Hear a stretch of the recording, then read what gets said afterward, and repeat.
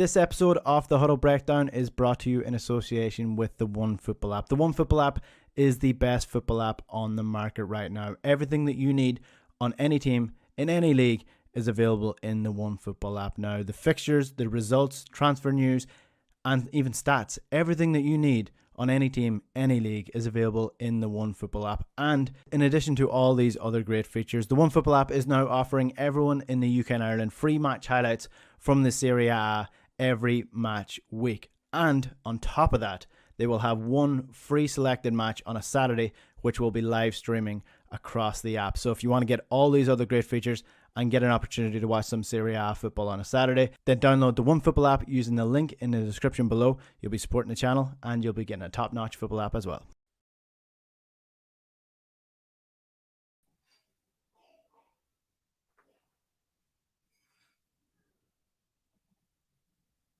Now you're welcome along to the Huddle Breakdown. Let's get straight into it. Celtic beat Motherwell 2-1 in Fir Park as they remain 7 points clear at the top of the table with one game left until the World Cup break. And Alan Morrison and Jaco James are on the line with me as we look back at this game. And I'm just going to get straight into it. I'm going to come out and say what I really think about this game. James, this was, to put it mildly, not a classic. Yeah, and I mentioned to you right before we went live here, I listened to you guys from Tuesday, and I thought, Enda, your comments about this feeling a lot like a mid to late December stretch in the league in prior seasons was spot on. So I think we're just kind of slogging through after a long stretch of twice a week playing. If you look at ultimately the underlying performance metrics were fine. I mean, within the context of that kind of slog and where we're at, it was perfectly acceptable in my view. And given the amount of rotation that we've been doing, the amount that may have helped address some of the injury problems that we've had in the past, we've gotten through this stretch without a lot of soft tissue injuries, which I think is a good sign. So yeah, not the most exciting watching. Give Motherwell some credit. I mean, they really played their asses off, I thought, and that was a terrific finish from Tierney. So yeah, as far as a kind of an overmatched opponent, I thought Motherwell, played quite well. Mm-hmm. It doesn't help that most people would have been watching this on a horrendous stream somewhere in the stratosphere of the internet because Sky Sports don't do their job in showing the Scottish League. But Alan, again, there were loads of changes as expected to the team last night. I guess the main one that you're looking at is a centre back with Carl Starfelt and Cameron Carter-Vickers coming in, the partnership that we came accustomed to and then disappeared off the face of the earth for the last number of months. So I guess that's happy hunting for Celtic that they have these two men back and ready for first team football again. Yeah, that was probably the interesting thing in terms of selection problems, because I think a lot of the forwards are being kind of rotated. 6 changes, as again, we're averaging 4.4 changes to line up per game, which is just ridiculous. I mean, normally, even when Rodgers was tinkering about a bit, he never got up beyond more than about 2.8 changes per lineup. So 4.4 is pretty significant. Now, if we win 6-1 at home, having made 5 changes, we don't mention it. And then if we get a scrappy game, we mention it. So there's a bit of outcome bias there in terms of the number of changes. I think Celtic's system is so strong and the number of players that can play roles in it are becoming so coherent. We shouldn't really blame the number of changes on the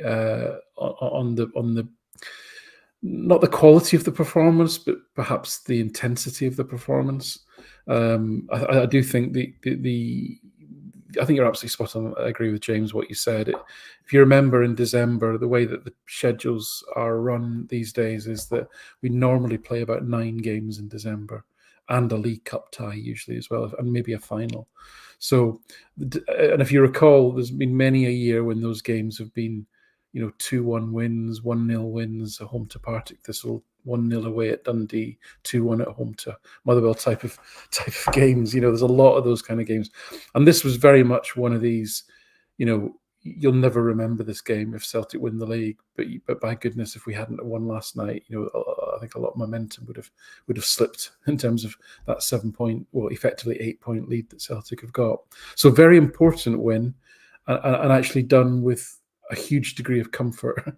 Really, there was very little jeopardy in the game, and I think that was because Celtic, having scored an early goal, managed the game quite well. And I think we saw a little bit of pragmatism yesterday. I think we managed the game in terms of we weren't really sort of foot to the metal. They weren't doing a lot, and we were happy for them to keep them at arm's distance. And we were comfortable in ourselves on that. And also, they pressed and pressed and pressed. I mean, I think nearly 160 pressures they put on the ball, which is an awful lot. I think Celtic's was down around, James will know the number off the top of his head, but it was around 60 or 90, 70 maybe. Not very many anyway. So they worked really, really hard off the ball. And I think you have to give them credit in terms of the way that the game panned out. I think we were comfortable with a 1-goal lead and keeping them at arm's length. So it didn't make for a great spectacle. And it is amidst, what is an incredible workload as well. So not making excuses, then also you can't play brilliantly every game, I guess, as well. Yeah, that's true.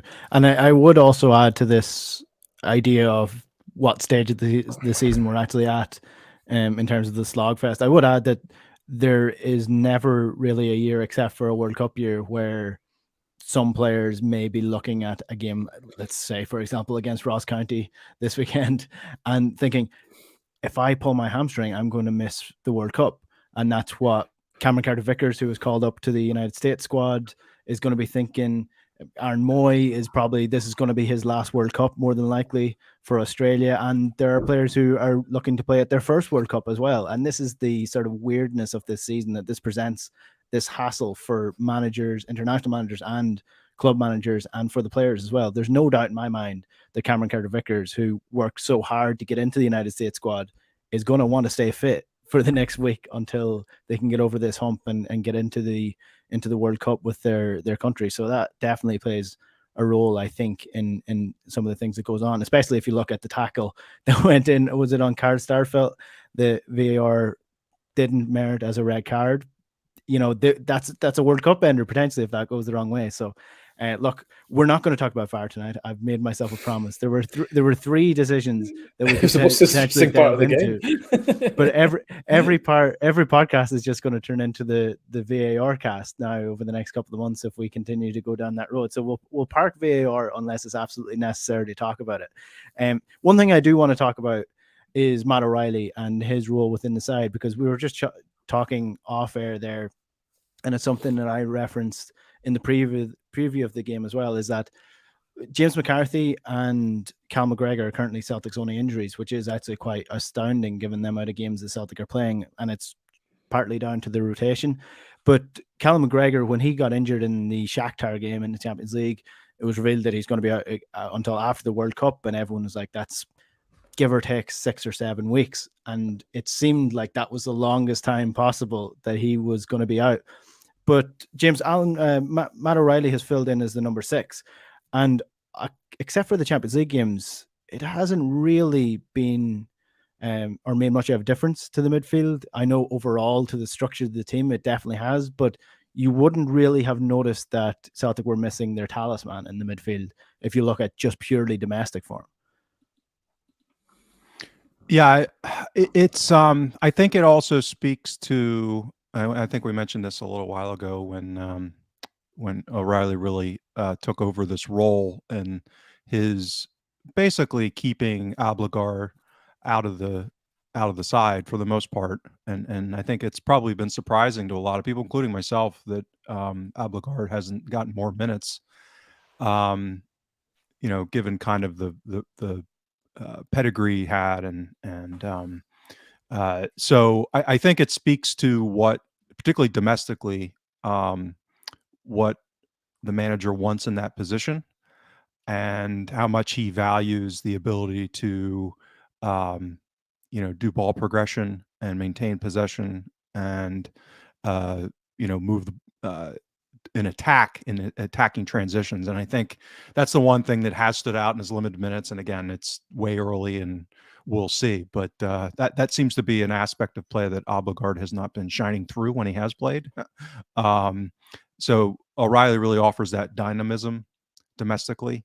And again, that role does not have all that much to do defensively on a volume basis, particularly in the defensive half, the defensive third. So, I think the bigger question becomes, how much Aaron Moy has been able to replace O'Reilly's production in that attacking 8 position. And I think that's where we're probably having a bit of a downgrade, meaning that, McGregor O'Reilly is probably a tier higher than O'Reilly Moy has been. So, yeah, I think he's been fine. I think, at the European level is a completely different question. But domestically, he's been more than sufficient, I think, to fill in for McGregor. Mm-hmm. And we'll focus on the first goal, for example, that Celtic scored last night, the Kyogo goal, where Matt O'Reilly is up in a more progressive position, tries to take on a man, fails to take on the man, but wins the ball back in the box and then plays the ball through to Kyogo then for a tap in. Alan, that for me is where you're getting the best out of Matt O'Reilly, when he's in and around the box and not as a number 6. But I guess it's needs must at this point in time. I don't think Matt O'Reilly is going to be competing for the number 6 position when Cal McGregor is back fit. But in terms of the cost benefit of him, let's say, put it that way, of him playing as a 6 to playing as an 8, I mean, is it worth it with him in comparison to playing the likes of Moy as a 6 and playing Matt O'Reilly as the 8? Are you losing? Are you gaining more by playing him as a 6 than you would be losing by playing him as the 8? So I won't pretend I've done an in-depth database analysis of this, but just in terms of opinion, it kind of makes sense to me to replace McGregor with your most intelligent player, and also one who makes a surprising number of interceptions and forces turnovers in that position. So his reading of the game, his positioning, which are fundamental attributes of a number 6, are very good. And then you've also got the ball progression. What he can't replicate is just the sheer speed at which McGregor transitions the ball and recycles the ball, and gets the ball moving. That's the one thing that O'Reilly cannot do that McGregor does. And it's a little bit like, I think it's a fascinating comparison to compare Juranovic with Ralston. Sorry, I'm not going off on too much of a tangent, because I think it's the same reason why you put McGregor in as a 6 over O'Reilly is the same reason why you'd have Juranovic over Ralston. Ralston's actually better on many, many levels than Juranovic. He's a better crosser of the ball. He's more creative. He's a better header of the ball. He's better in the tackle. He's positionally a little bit more disciplined. But Juranovic just does things quicker. And there's no substitute for speed and pace in this level of football.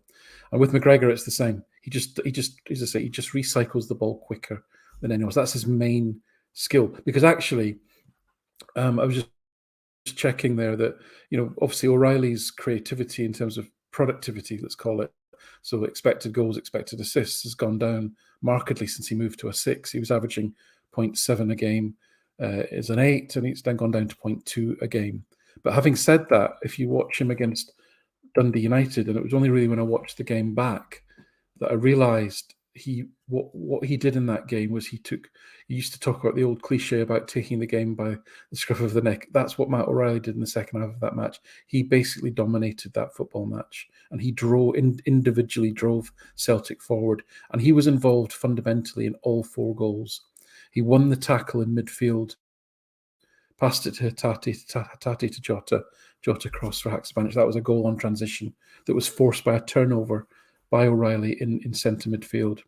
He then obviously set up 1 goal and had the secondary assist for the other 2. So he was directly involved in all 4 goals. But it was just the fact that I think he completed over 50 odd passes in that second half against Dundee United, barely gave the ball away, and was able to influence the game all over the pitch. And we saw last night winning the ball high up in the opponent's third. So there's the potential there. These are all things that McGregor doesn't do anymore, or hardly ever does anymore, which O'Reilly can do as a 6. Now remember, in terms of context, that when McGregor was this age, was O'Reilly's age, he was on loan at Notts County, okay, and then when he came back, he was played as a winger, and he kind of footed in and out the team for a few seasons, and it was only probably, I can't remember, maybe 5 years ago or so, that he was settled into a sort of central midfield. So O'Reilly's probably played this role before to some extent, but certainly not at this level, and certainly not in the Champions League. It's a bit different on a wet Tuesday away at Stockport County than it is, in Leipzig, etc. So I think he's done pretty well. It does merit a proper comparison, like for like, because I think it's been 9 games now that O'Reilly's played as a 6. So that he's almost past the magic 900 minutes, because he's played nearly every minute, by the way, as well in those games. So I think that it does merit a proper comparison. I'll add that on my list of things to do. But so on the plus side, there's things like we saw against Dundee United, that he can influence the attack still in a way that McGregor just can't do. But as I say, what he needs to learn is just that speed of movement to keep that ball moving. And that's that one little magic thing that McGregor does that no one else can do as well. Yeah, I do wonder how much of that is down to perception as well, because of the way that Matt O'Reilly runs in comparison to Cal McGregor. Because if you look at the way that Cal McGregor runs, he's got that hunchy run, he's sort of deep down, lowering his central gravity as much as he can and moving really quickly with his arms, whereas Matt O'Reilly's big and lanky and small and kind of, he's awkward in his movements in a way. So I wonder how much is down to perception and down to the fact that he is a player that always looks as if he has a little bit more time than everyone else when he gets the ball. So we will do that some other time, maybe during the World Cup break when we have an opportunity. Let me throw in one stat. So again, this comes back to system. So I just ran a radar comparing. This is only league games, so it's 5.6 90 minutes for O'Reilly. So Alan's saying 9 games includes the Champions League. Yeah. Games. McGregor's got 8.4 before he got injured of league games. So open play passes, McGregor averaged 62.95, O'Reilly 62.73. So this is, as Alan and I have been talking about over the last year plus now, system, right? Having a disciplined, coherent way of playing under a smart manager allows you to plug guys in, and that's O'Reilly being able to do those 62.73 passes at a competent level, whereas again, somebody else in that role, like I think a lot of people thought it would be Moy, right? So I think a lot of people just assumed if Moy was going to be a starter in McGregor's absence, that he would be the deep lying midfielder and O'Reilly would stay as the attacking 8. So, it's the ability to get the same kind of characteristics within the system out of the position. It's kind of, and Angela said this, guys are a little different. They all have their own little nuances, but generally they're doing similar jobs in their own way.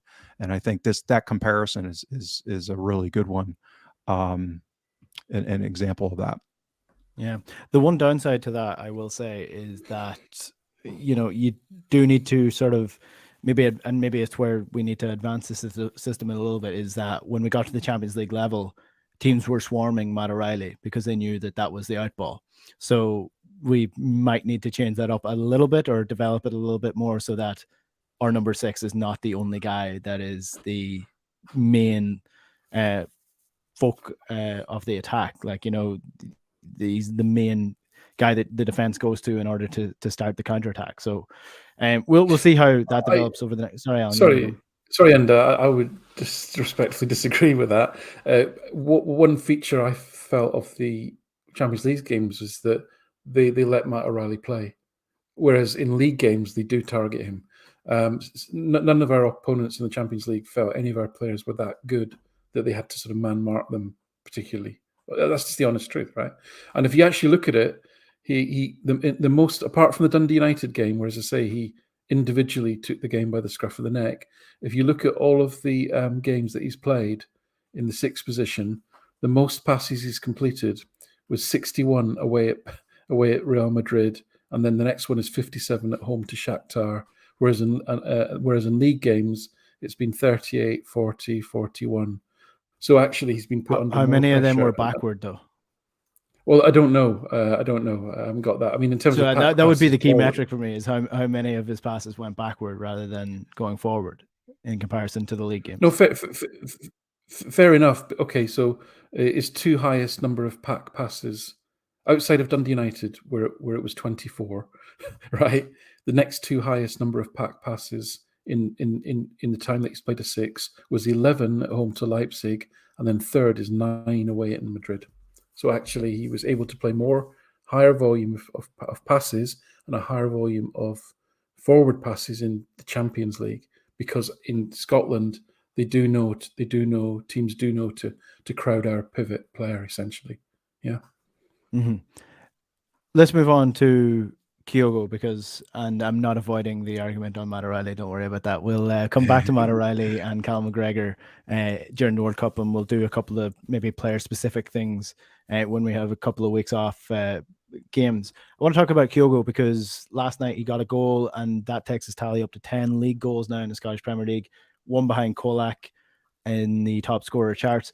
And again, it kind of comes down to the perception thing that we're talking about here, and where we were last year in comparison to where we are this year. Celtic are in a much better position than they were this time last year, league form wise, table wise, points wise, wins wise, and Kyogo is still up there with the top goal scorers in the league. But I think the perception of Kyogo, he was sort of a demigod last year at this time last year for Celtic, especially with the League Cup final goals. But this year it seems like he might have fallen off form a little bit, or maybe isn't in or on the same pedestal as he was last year. But Jim, see, this is a guy who's still a very, very important player to Celtic, and probably still Celtic's best player, who, maybe he's just not hitting the same heights as we expected this year. Yeah, I think, with strikers, particularly with the way that we play, excuse me, as Alan has adeptly documented over and over under Ange's reign, is they just don't touch the ball that much. They're not involved in build up, and they're not dropping deep like Edouard used to, or even Dembele used to. So they're more of a focal point, stay relatively high, and then they're there to finish. And when finishing isn't coming off, and we know that's variable, and can run hot and cold for stretches, when it's in that cold spell, I think in an Ange Postecoglou side, that's going to make that pendulum of perception swing more extreme, just because they're not doing as much. Now, I thought yesterday, actually, he was quite involved in some important plays. I don't think his volume was all that high as usual, but he did drop deep a couple of times, and he made that really good pass.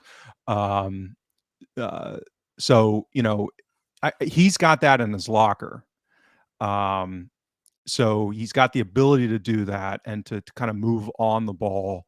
Whereas Giakoumakis is pretty much the same way, but he doesn't offer too much in a productive way when he's on the ball if he's not shooting.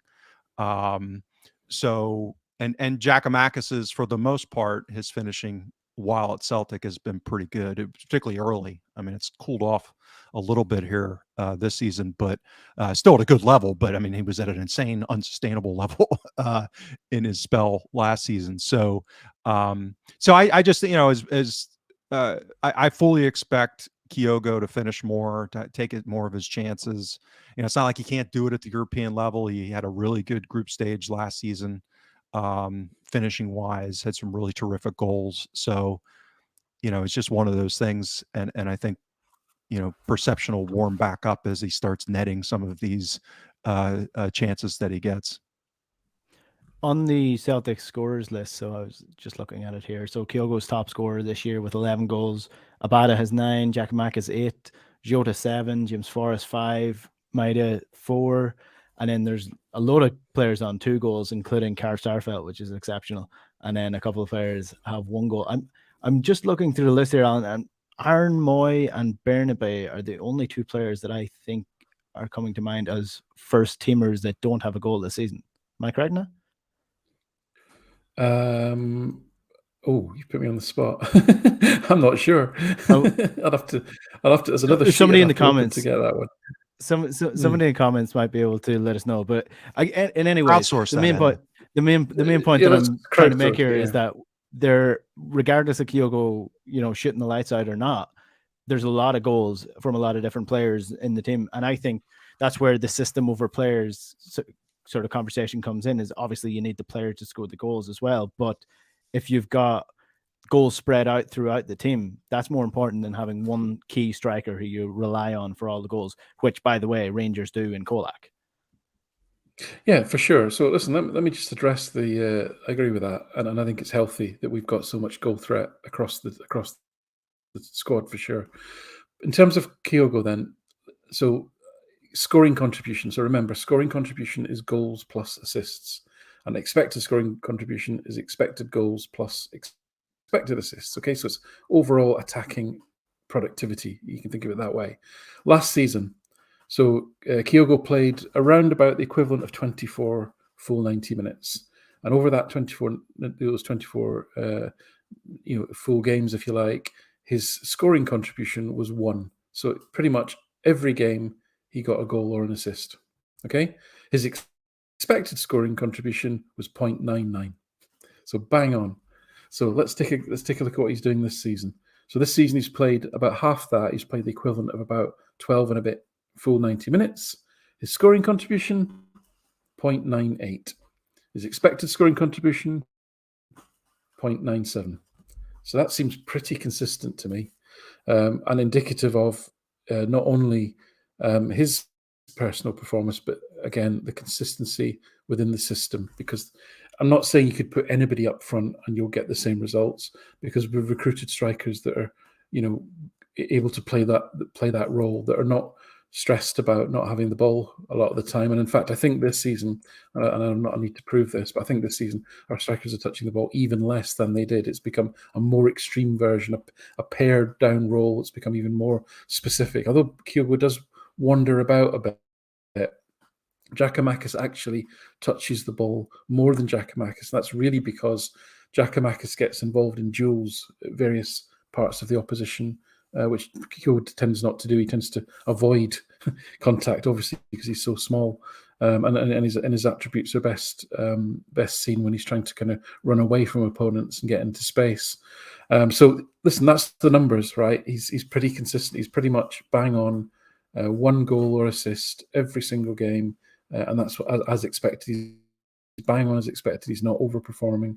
He's bang on that and has been across his Celtic career so far. So, but having said that, we've rotated a lot, and whenever anyone's come in, whenever Giakoumakis comes in, his expected scoring contribution is 0.9 is actually 1.07, and he's scoring 0.92. So that's pretty good as well. The one that really is a standout is Abada. Abada's numbers are frankly insane. His expected scoring contribution is 1.38, and his scoring contribution is 1.31. Now, I know it's a relatively small sample because he's played the equivalent of just under 10 games this season. But again, think about his age. Think about the fact that his numbers last season were pretty hot as well in terms of being over 1 as well. So Abada is, as we talked about on Tuesday, and the way I would characterize Abada is the closer he is to goal, the better decisions he makes. The further away he is from goal, the more sort of lax his decision making seems to be. But you cannot argue with that. Those numbers are just sensational. And then finally on Kolak, Kolak is actually relatively, considering the team he's playing in and the dominance they have, his numbers are unremarkable. His expected goals rate is something like 0.78. Okay, and he's massively overperforming that at the moment. So I wouldn't be too worried. I'm sure he'll score a hat trick now in the next derby, but I wouldn't put him on this. He's a notch below what we've just talked about. I think one thing I'll add real quick, Enda, is I think that I've talked about narratives and some of these things that occur, and I think the narrative on Kyogo is largely skewed, especially if you hear what Alan just said about his consistency.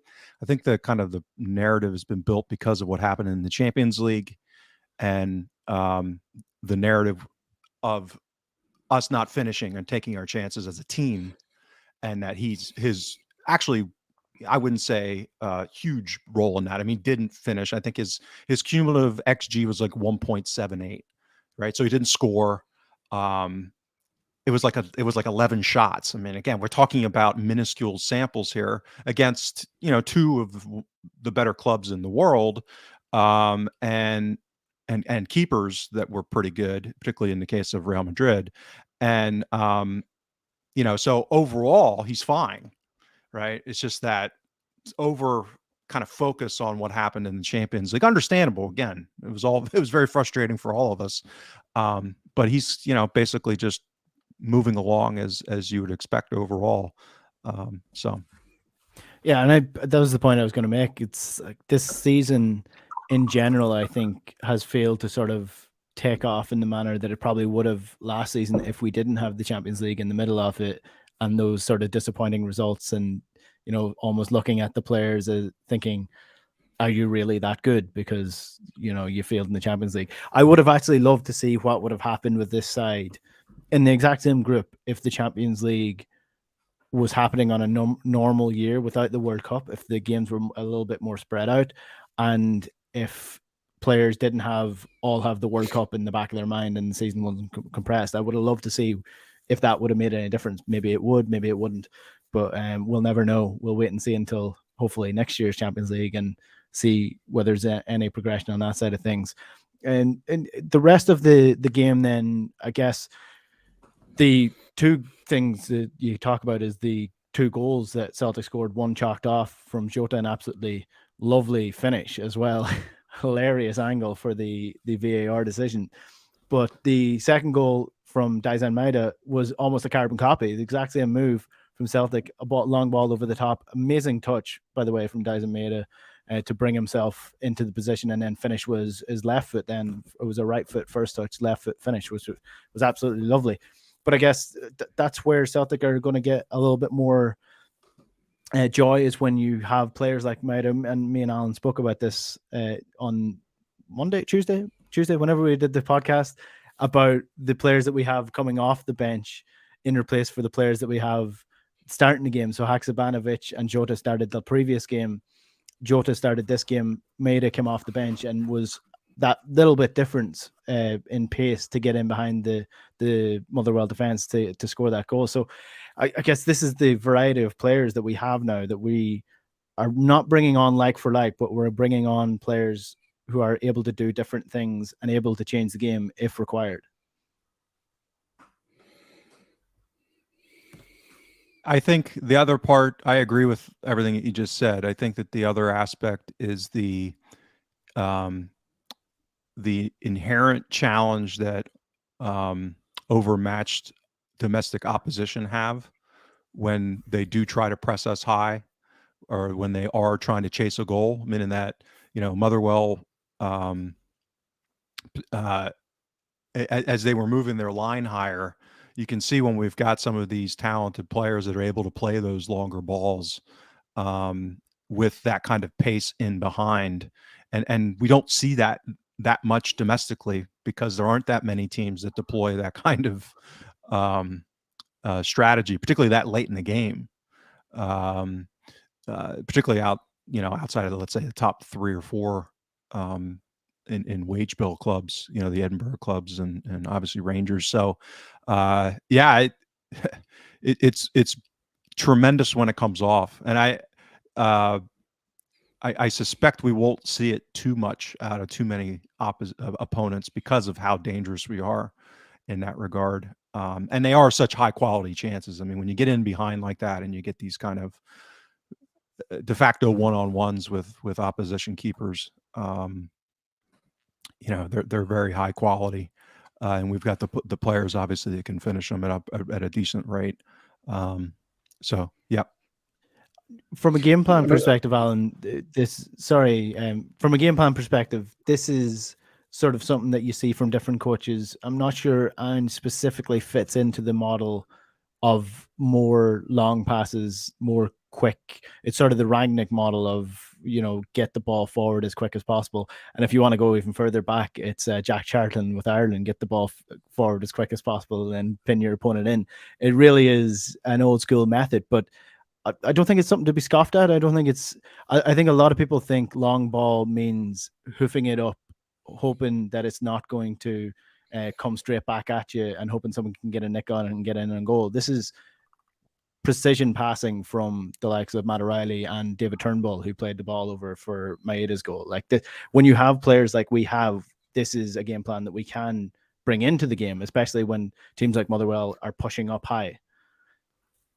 Yeah, you have to be careful. I mean, a long ball is just a pass that goes over a longer distance.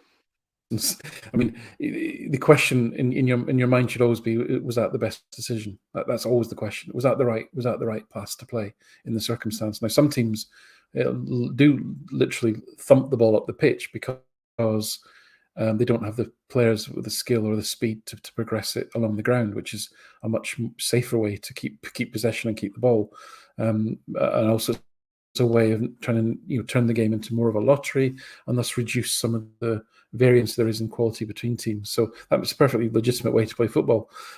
So what I think Postecoglou is trying to do is the balancing act between having is a very high level of control. So, and by control, I mean possession.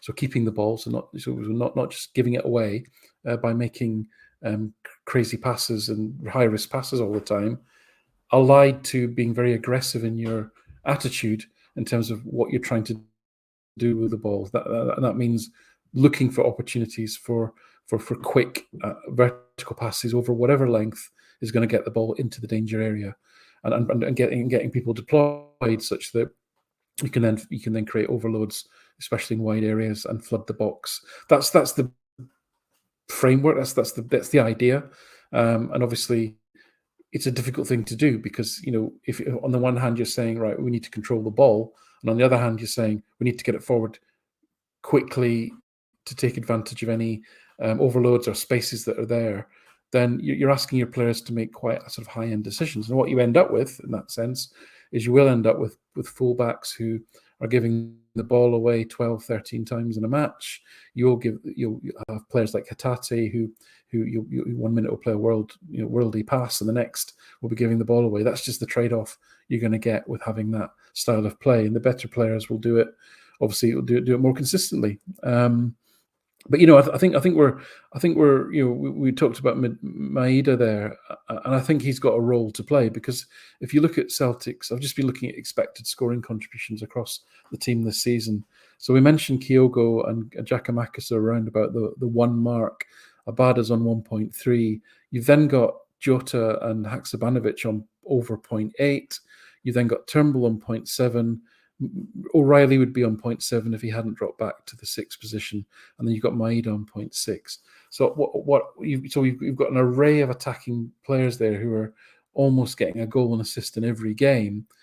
Maeda's probably the weakest in that regard, I would say, but he contributes in other respects in terms of his pressing, counter pressing ability, the way that he stretches the game. So I think there's room for a Maeda type player in that array of attacking talent that there is at the club currently, is what I'd say. And what we're seeing this season, we'll continue to see is, we're bringing in players like Haksabanovic that's still kind of learning the system.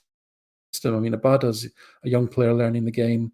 Haksabanovic is learning to play in this way, and then we've now got players like O'Reilly, Turnbull, Jota, and the 2 strikers who are now, a year and a half into the project and completely get it. But what we're seeing is that we can have a game like last night where, to all intents and purposes, we all agreed it wasn't a great spectacle. There wasn't the fluidity and the consistency in Celtic's attacking play. And yet, according to StatsBomb, we're still kind of 1.5 XG difference between the teams. And it was a comfortable, if a bit of a stodgy win. and we'll take that. And that's where we are, and that's a really good place to be. We're not kind of scratching around trying to find a goal sort of thing. That was probably one of the least convincing performances in that respect, but it was still comfortable enough against what is often a difficult opponent. I said to you on Tuesday, if you look at the data, Motherwell are solidly a mid-table team, 5th or 6th, I would say, based on where they should, I think, finish. So this is a difficult game. And, final last point is, we've played 14 games, 6 at home, 8 away. And although we haven't been to Ibrox and we haven't been to Pataudry, we've been to all the sticky grounds that we sometimes sort of struggle in. So I would say that's pretty good start to the season, to be honest. Yeah. If anybody wants to learn a bit more about verticality passing or short passing and the effect it has on the team, there's a great Pep Guardiola masterclass on YouTube. You can find it. He was speaking, I think it might have been Monday Night Football or one of those shows where he talks about why he prefers short passing. And if you're a football nerd, then you'll definitely enjoy it, because it's absolutely fascinating in getting into the mind of one of football's greatest weirdos, it must be said. There is no man that alive that I think is probably as obsessive about football as Pep Guardiola. So you can find that on YouTube if you want to have a look at that. Now, there are more pressing things for Celtic this week. It's Ross County this weekend at 3:00 on Saturday, and it's the final game before the World Cup break. Very important game, you would say, in the grand scheme of things, because going into this break 7 points clear is a lot different going into it 4 points clear with the derby match in January. So what are we generally thinking about this game? I'm going to take a wild guess that there's going to be 5+ changes once again. Yeah, what one would think. I'll be curious to see if Ange does any courteous rotation, shall we say, meaning that he the World Cup guys. Yeah, he seems to be a tuned in man manager, and given that we've got the depth, given that we're not facing one of the top teams in the league, would it be crazy if Starfelt and Jens started and CCV gets the game off? I mean, I don't think that's going to be a determinative rotation for the game, that kind of thing. If they can start in the Bernabeu, they can start in Celtic Park again. Yeah. So I that's probably the most abstractly curious factor I have going in as far as selection. Outside of that, I mean, Ross County has struggled in limiting chances from opposition. Kind of their non-penalty XG difference is not real swift this season. I think we were pretty complimentary of them last season and last couple of seasons actually, but they lost a lot of players. I mean, they had some good recruitment and some pretty good players that subsequently moved on, particularly attacking players. So, a team like that, it's just tough to continue to hit on all of your recruitment consistently. So yeah, I mean, it should be the kind of game that's, controllable. And we'll see what the rotation is this time. Yeah, I mean, they've got the second lowest expected goals average in the league. Only St Johnstone, who are notoriously stodgy, have lower. So they do struggle to create good chances. I really liked Starfelt at right centre back in the Bernabeu. I thought he had a really solid game, and I wouldn't be upset about seeing that again. And I think you made a great point about with the World Cup players. I think with Carter Vickers, I think he'll take the fact that he's now captain very seriously, and I suspect he will want to play. But if I was his manager, I would rest him as a kind of reward that he's earned for being such a good soldier. And Moy as well. There's really no need to kind of to play him, and even Juranovic, because I mean Rolston's been steady as. Well, in all his appearances. What's so crazy? I mean, so again, because I am an active follower, so I know this top of mind. I mean, the U.S. plays Wales on Monday, a week from this Monday. So Monday, yeah. So the turnaround time for these guys is insane. I mean, he's Yeah, gonna it's usually 3 weeks. They're only getting a Right. week off. No, it's crazy. It's crazy. Yeah, so, it's I mean, so stupid. he's going to play Saturday, and then I'm presumably either late Saturday or Sunday get on a plane and go to the Middle East, the Qatar, however you want to say it. Qatar, Yeah. So it's Well, 7 hours. Yep. Ange actually said he was asked about this in the press conference about resting players that are in the World Cup squad or protecting them, and he said, "Well, he has his results to worry about." And I don't know about that. Like, if I was Cameron Carter-Vickers, captain or no captain, I'd be very pissed off if I was playing in this Ross County game needlessly. When this might be the only chance I get to play at the World Cup. Likewise with Juranovic, likewise with Moy. This is his last World Cup, no doubt about it. So I would be absolutely begging the manager to give me this Ross County game off, because we do have. This is why we have substitutes. This is why we have players on the bench that are capable of making these first team appearances. That we don't need to needlessly risk these players in order to keep them on the field in these games. So I would be dropping every player that's playing in the World Cup this weekend. No disrespect to Ross County, but I think there's good enough players on our bench to come into the side. Is there anyone else apart from those three? I can't remember. Top of the head, Maeda. Oh, Maeda. Forgetting Maeda. Yeah, Maeda, of course, Maeda's in the Japan squad. Yeah. Okay. I mean, he would actually might benefit from the game time. I don't know. I suspect all of those characters would want to play on Saturday.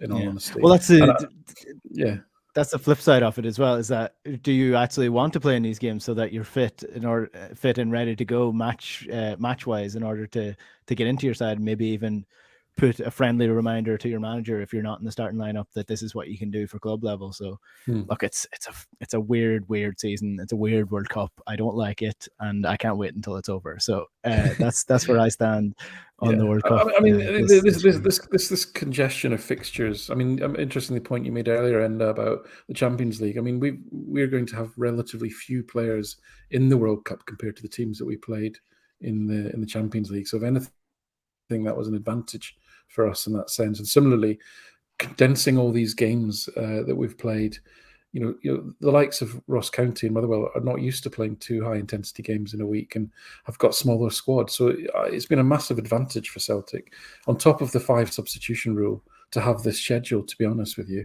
And although we've seen a drop off in terms of probably a little bit on Saturday and more so last night in terms of fluidity, we still have got an advantage over most of the teams in Scotland in that regard.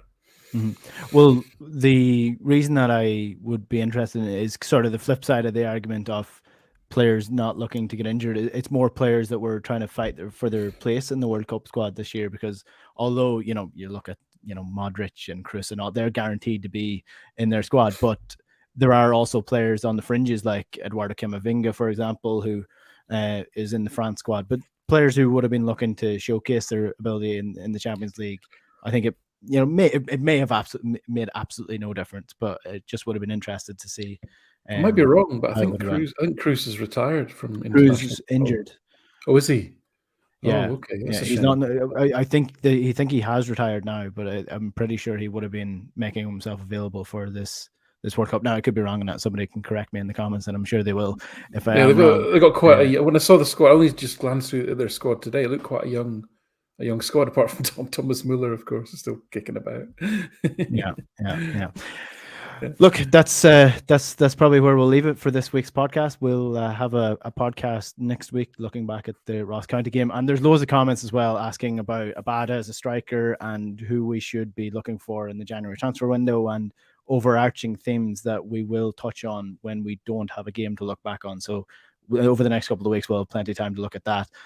Don't think we'll concentrate too much on the performances down in Australia, because I mean it's a friendly match at the end of the day. So we'll try do more in-depth analysis on individual players, individual systems, and transfers and things like that. So if you do want us to cover anything in particular, either leave them in the comments below or send us a tweet at Huddle Breakdown as our handle on Twitter. And we'll try get as many things as we can covered over the next couple of weeks when we have a bit of time. So, but that's where we'll leave this week's podcast. Alan, James, thanks very much. Thanks, guys. And thanks to you for listening and for watching. If you want to watch this back, you can get it on YouTube at Huddle Breakdown is our YouTube channel. You can subscribe there and get notified every time a video goes live, or you can get the podcast on iTunes, Spotify, or wherever you get your podcast as well. So we'll be back again next week. But until then, enjoy the Ross County game this weekend, and we'll chat to you later. Good luck.